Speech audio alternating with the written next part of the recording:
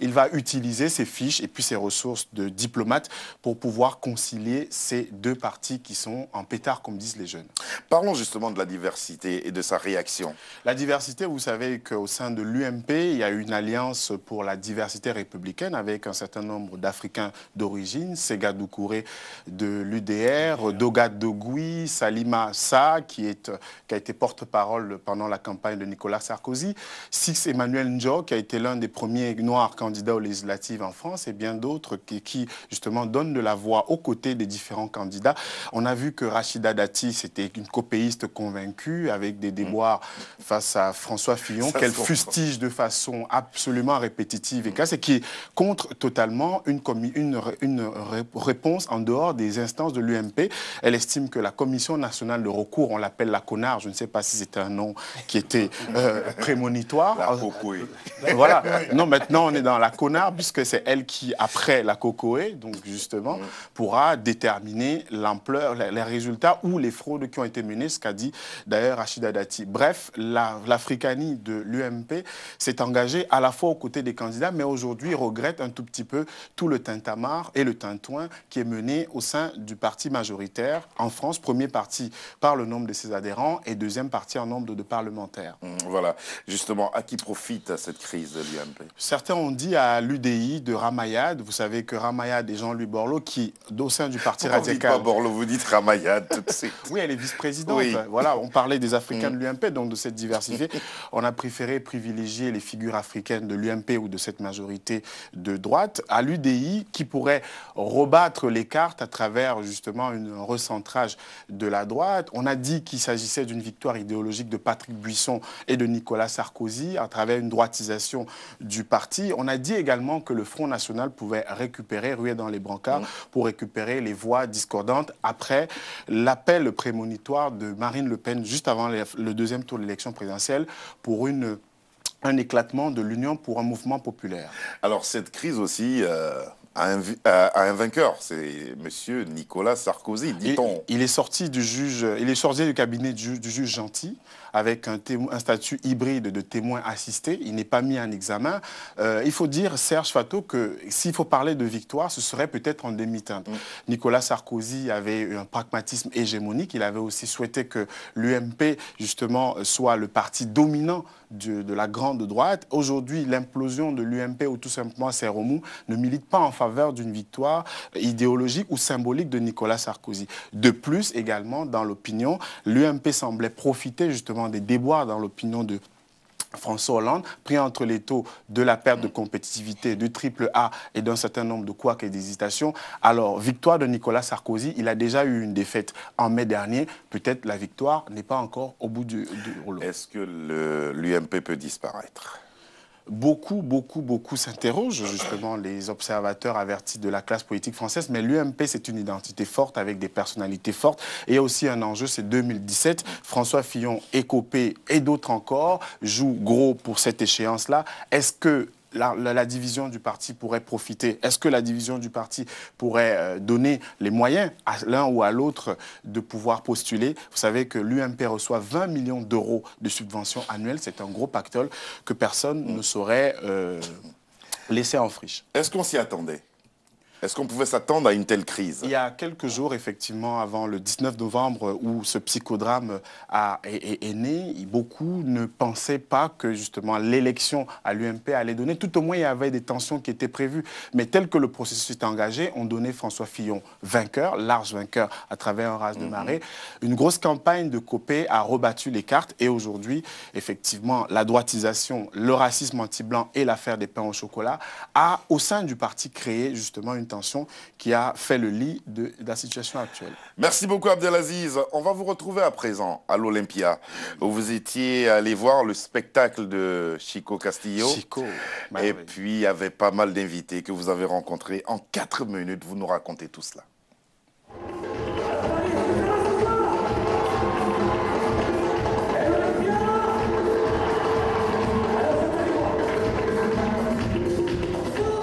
Deux clichés, ça m'a marqué. Déjà l'Incha, le duo, c'était super sympa, c'était très rengoureux.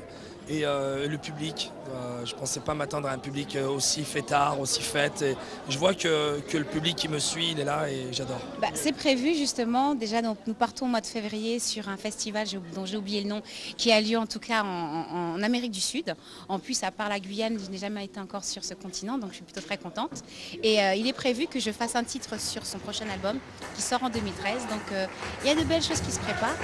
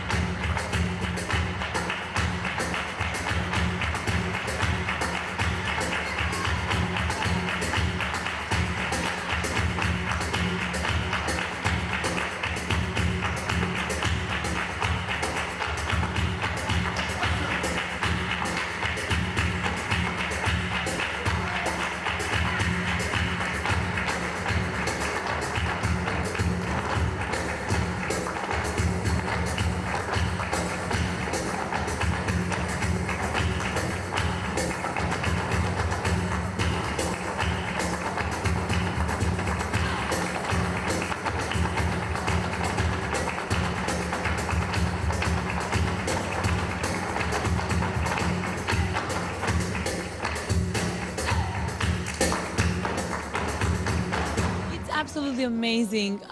Chico is a very good friend of mine. We met in Los Angeles very occasionally.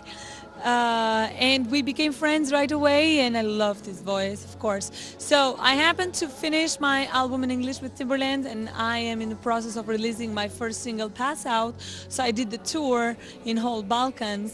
So I decided to invite Chico in my last concert in Tirana, Albania, and he came and he absolutely put that place on fire.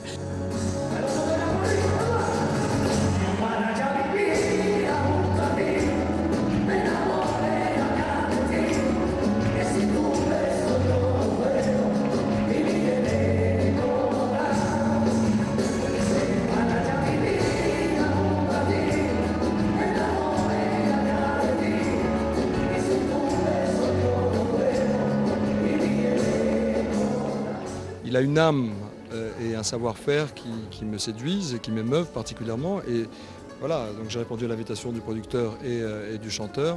Moi je suis tout petit, moi je m'amuse, je suis un fan, j'arrive en fan et je partage avec eux des moments rares parce qu'être sur scène avec un mythe vivant tel que Manitas de Platas, c'est une fois dans sa vie. Je fais la chanson qu'il a créée, hein, Alabina, qui est une chanson très reconnue dans le monde entier.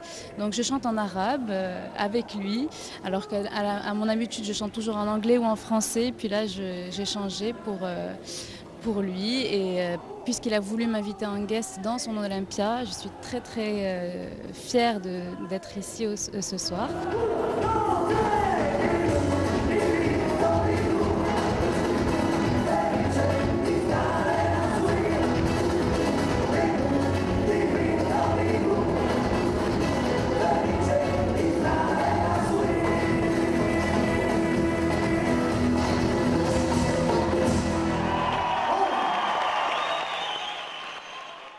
Voilà, donc c'était Chico Castillo il y a quelques temps de cela, quelques semaines seulement. Il était sur la scène de l'Olympia, scène que nous vous souhaitons d'ailleurs. C'est une salle dans laquelle vous avez déjà joué accompagné des artistes? Non. Pas encore. Inch'Allah. Inch'Allah. Non, cela ne serait tardé avec un album comme celui-là. Comment le public a-t-il accueilli l'album, Richard? Très bon retour de part et d'autre. Mais cela ne se fait pas parce que la promotion d'un album prend beaucoup d'énergie. C'est un métier. Ça s'inscrit dans la durée. Mais je suis ravi aujourd'hui que, bon voilà, à 99%, les critiques seront très bonnes. Alors justement, Richard, pourquoi avoir voulu, parce que c'est un challenge hein, ouais, avec le monde qui va aussi vite aujourd'hui, pourquoi avoir voulu rester dans ce domaine musical là? Parce que, premièrement, c'est mon tempérament. Alors, je reviens un petit peu à la genèse de la création des chansons, de l'auteur-compositeur que je suis. À un moment donné, c'était une envie de paraître. Mais je me suis dit, oh, attention, Si on veut faire des choses pour plaire aux autres, on risque de se planter. Donc, avec mon parcours de cabaret, de musicien, de ci, de ça, donc j'ai donc, comment dirais-je, disons que toutes les musiques n'avaient plus de secret pour moi. Et bien évidemment, je voulais m'inscrire dans le vrai makossa pur et dur de notre pays. Mais bon, voilà, je disais aussi que bon, je composais très bien des makossa et tout, mais je ne me voyais pas très bien porter l'étoffe des artistes de makossa qui le font très bien d'ailleurs. Et moi, je me sentais un petit peu... dans une fusion. Voilà. Ouais, je me sentais plus dans une fusion, et donc je me suis dit, je me clate mieux quand je vais visiter d'autres rythmes, quand je compose dans tel ou tel domaine. Je suis même allé jusqu'à composer un album tout en français, parce que là aussi je me cherchais, je voulais vraiment m'inscrire dans une variété française. Et puis j'ai dit non, pas ça, parce qu'il y a des Français qui le font très bien.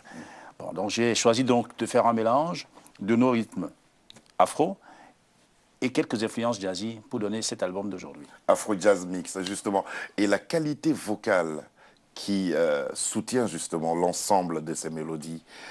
Chanter, c'est quelque chose que vous avez appris? Pas du tout. Je suis autodidacte même de la basse, de la guitare et tout. C'est ici en Europe que je me suis perfectionné en théorie et tout. Je me suis inscrit dans des écoles de conservatoire et consorts. Mais avant, j'étais comme tous les Africains. Hein. C'est de l'oreille qu'on apprenait à jouer de la guitare, on apprenait à chanter. Alors, le chanteur que je suis devenu aujourd'hui n'était pas du tout quelque chose qui m'était prédestiné. Ouais. Mais comme j'avais commencé à faire de la musique... C'était ma plus grosse surprise. Musicalement, je me suis dit, ça va être super bien. Ouais. Maintenant, au niveau vocal, qu'est-ce que ça allait donner je ne voyais pas trop, mais j'ai été agréablement surpris. Merci Serge. Mais en fait, comment je deviens chanteur? Je deviens chanteur comment? Parce que, ayant côtoyé de très bons chanteurs autour de moi, un soir, donc, il nous manquait un chanteur dans un cabaret. Alors, mais comme moi je jouais longtemps avec ceux-là, donc j'avais les mélodies en tête. Et donc, j'ai tenté mon coup. J'ai dit, bon voilà, je vais essayer de remplacer les chanteurs qui ne sont pas là ce soir. Et c'est comme ça que je me suis retrouvé à chanter. Pas très juste à cette époque-là, mais j'arrivais à interpréter toutes les chansons que nos chanteurs attitrés interprétaient. Alors du coup, on m'a dit, mais en fait, tu peux faire quelque chose.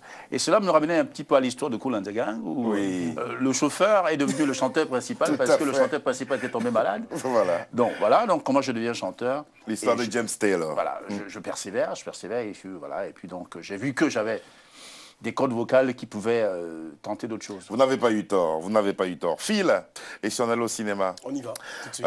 Sortez vos pochettes, car Phil va nous parler de quelque chose qui est assez drôle et qui est triste à la fois, et quelque chose qu'on ne voudrait plus jamais voir sur le continent africain. Voici venu Cinéphile.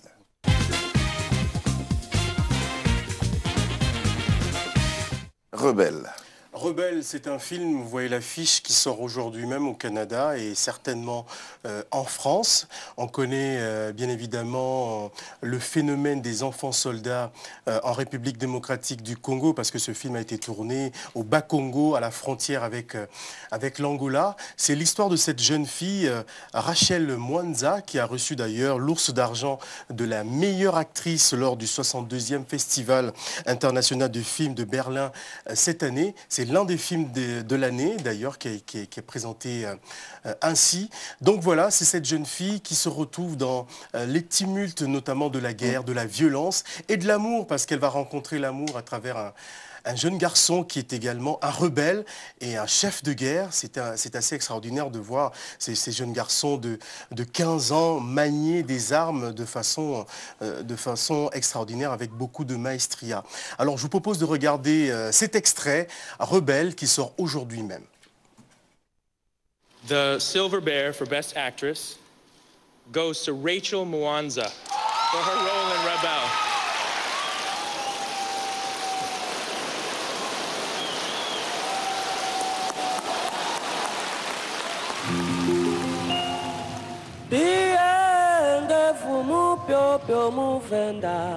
Un jour, tu vas sortir de mon ventre, c'est sûr.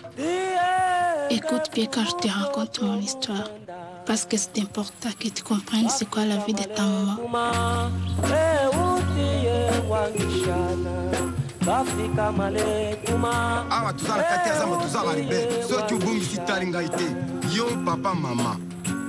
Tu vas peut-être pas me croire, mais je suis la seule de mon village qui a résisté au bal du gouvernement.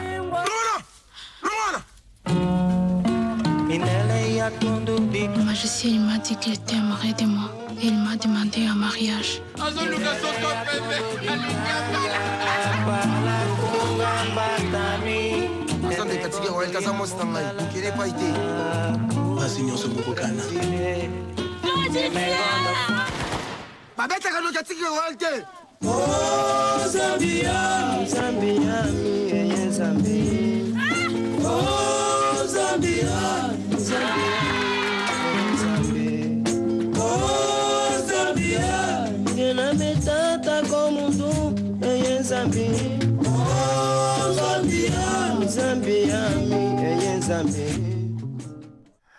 Voilà, c'est un film à voir absolument. En tout cas, bravo à l'actrice.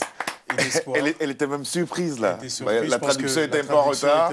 Voilà. Donc voilà, Rachel Mwanza qui certainement va être en lumière parce que beaucoup de réalisateurs... Si on pouvait la suivre pour lui donner une plus grande carrière et puis que ces faits-là, comme je disais, disparaissent de notre continent. Mais ça commence déjà très très bien pour elle. Voilà.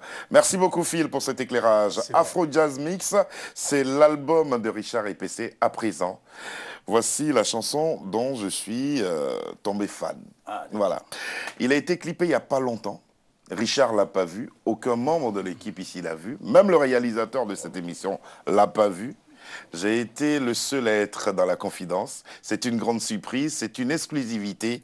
Télé Sud. Charles Cerrito est parti avec Richard. Il lui a dit, pose là, mets-toi là, faisons ceci, faisons cela. Et ça donne ce magnifique clip sur cette chanson Mulatako. Mulatako, c'est extrait de l'album de Richard Epessé. On regarde.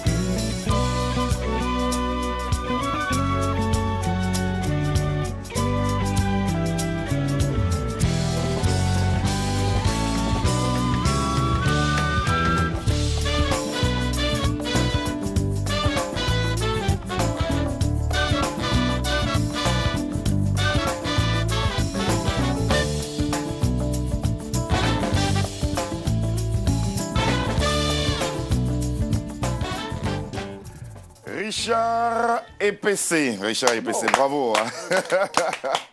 Moulatako, c'est ça, hein? Ah, Moulatako. Moulatako. Comme les Japonais. Oui. Voilà, ça sonnait japonais justement. En tout cas, Richard, bravo. Qu'est-ce que vous dites dans cette chanson? Ben, en gros, le rassemblement, tenons-nous la main dans la main pour avancer ensemble, quelles que soient nos qualités, nos défauts, ne critiquons pas à voir l'horizon. C'est la première fois que vous voyez vous-même votre propre clip, parce que le montage a été fait en votre absence. Comment vous le jugez? Ben alors, bon, en effet, je suis agréablement surpris parce que les conditions étaient un petit peu à l'inverse du Ouaga, parce qu'à Ouaga, il faisait très chaud, et là, à Paris, il faisait très froid. Mais il fallait donner l'impression d'être cool. Il n'y a pas froid, non, je suis tranquille. Il se faisait vraiment froid. D'ailleurs, Charles était... Charles Serrito. Gelé, il était complètement gelé. Il me disait, on peut prendre une pause et tout. On est allé manger, on est reparti. J'espère qu'il n'oubliera pas les images du Trocadéro. Du Trocadéro. Alors dites, comment vous jugez le premier travail de Charles, ce travail avec vous? Très bien. Très bien. Très bien. Abdelaziz. Alors, André Mangas, Armand Sabaleko, Jean-Di Koto Mondengue, Guy Sangué Akwa, ils sont nombreux. Est-ce que c'est une chance ou un défi d'être un bassiste camerounais? C'est plus qu'une chance qu'un défi. Parce que la plupart de ces noms que vous avez cités, on se côtoie très bien. On est des potes, hein, on n'a pas de concurrence négative, plutôt positive. Parce que André Manga, que je connais depuis l'enfance, Richard Bona, qui est aussi mon ami d'enfance, et beaucoup d'autres. Guy Sangué, c'est pareil. Donc, sincèrement, notre génération, on n'a pas de problème. Donc, il n'y a que du bon. Donc, on peut dire que Étienne Mbappé, en écoutant ce Richard Epessé, en est plutôt honoré. Il n'arrête pas de le dire. Alors, c'est à lui que vous avez fait écouter la première fois quand vous avez fini de travailler? Non. Vous êtes très ami à Richard Bona aussi? Je suis très ami à Richard, très ami à Étienne, à Guy Sangué. Guy Sangué est tout le dernier à écouter, mais Richard l'avait écouté sur le net, déjà il m'a appelé, il m'a envoyé un mail et tout. Par contre, Étienne, étant donné que nous partageons le même guitariste, bon, c'était mon guitariste avant, et ensuite il est devenu le guitariste d'Étienne, mais ça se passe très bien, il n'y a pas de problème. Quand il ne peut pas venir avec moi, il va avec Étienne et vice-versa. Si vous aimez la vraie grande musique, il faut vous offrir cet album Afro Jazz Mix de Richard Epessé. Et si on allait à un face-à-face tous les deux? Je suis à vous, monsieur Fatou. Alors on va, c'est une série de 5 questions. Oui. Alors juste 5 questions et puis réponse franche. Hein. OK? Face à face.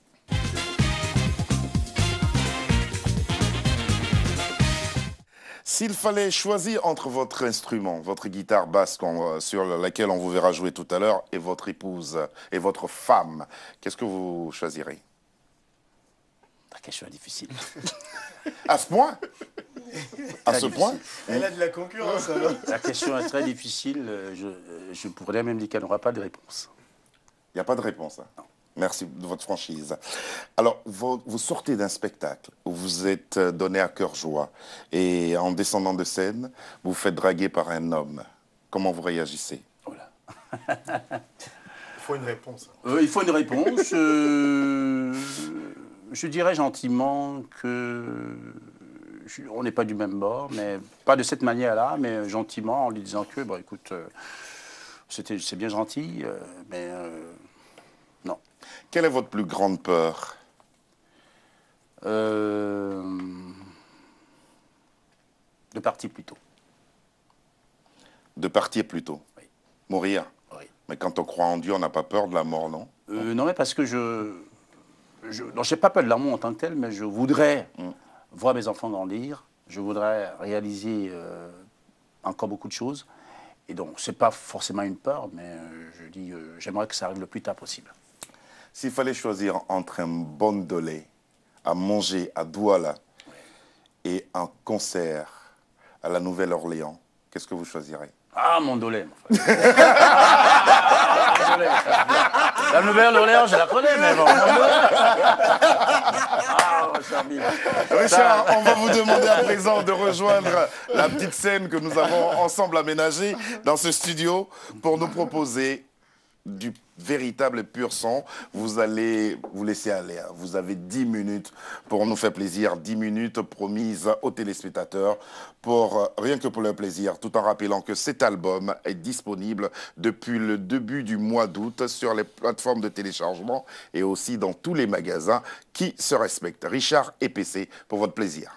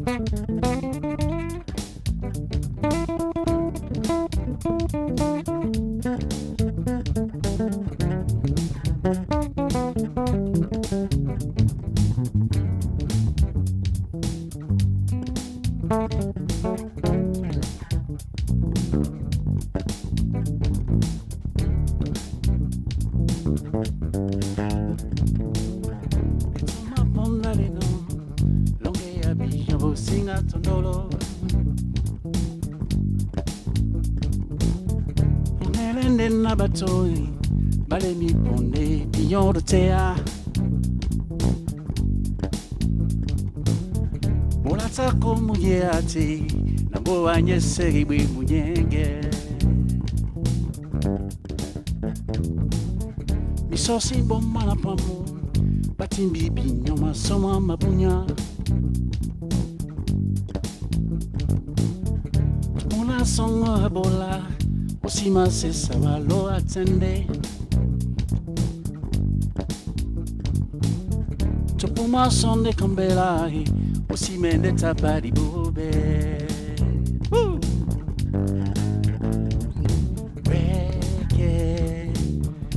Teno mi sea lo si senge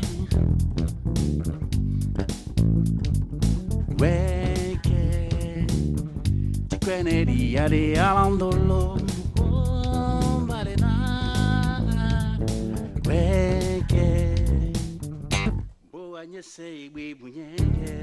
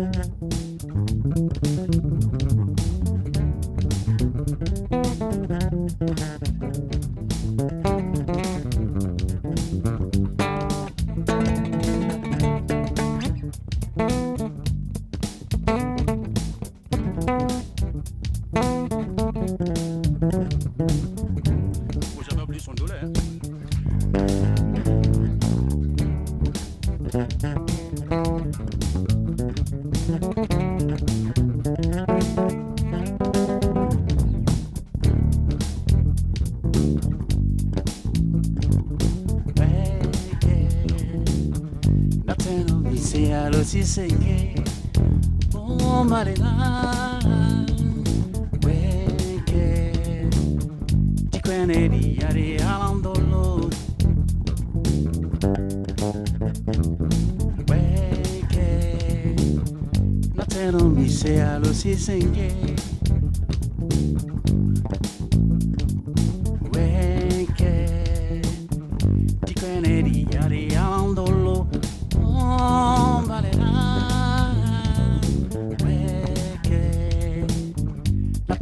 c'est alors si c'est gay.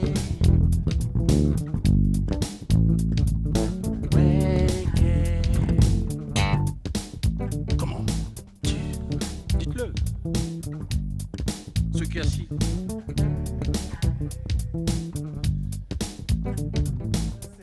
Oh, yeah. Je dis ceux qui sont assis devant le petit écran. Dites-le. Il fallait nous apprendre ça avant. Weke, la tenomisse allo sisenge. Continue.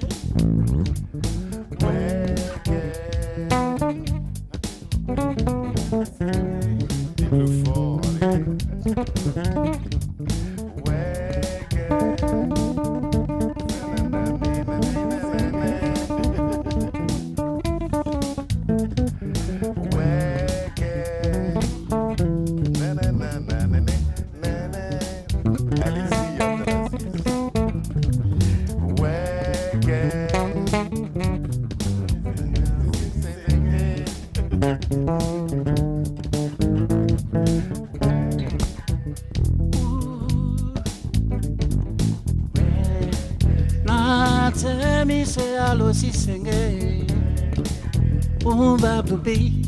Afro night,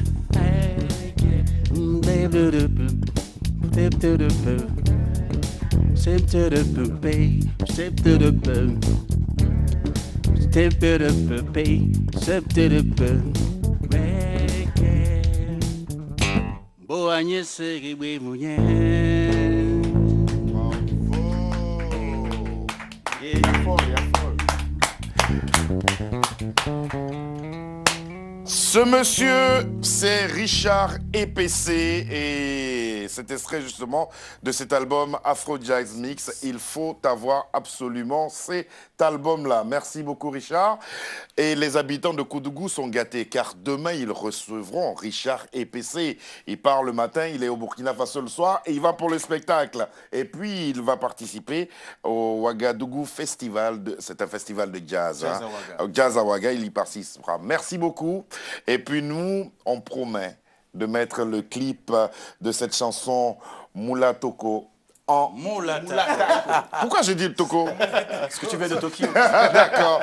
Moula Toko, on le mettra justement en playlist dans nos clips ici à Télésud. Merci beaucoup d'être venu. Merci à Phil, merci à Abdelaziz. Demain, nous avons rendez-vous avec des jumeaux. Eux, ce sont les deux balles. Ils seront nos invités. Émission réalisée par Djouman Yevou. À ses côtés, il y avait Carole Martinazoli. Janine s'est occupée de nous rendre beaux sur ce plateau. Et puis, notre ami qui s'est occupé de la diffusion n'est autre que celui que j'appelle affectueusement Edouard Norton. Il s'agit de Jean-Marie Bloch. Valerio et Lucie se sont occupés des lumières et du décor. On vous laisse tout de suite en compagnie de l'équipe de la rédaction de Télésud pour le journal du soir. Bonsoir.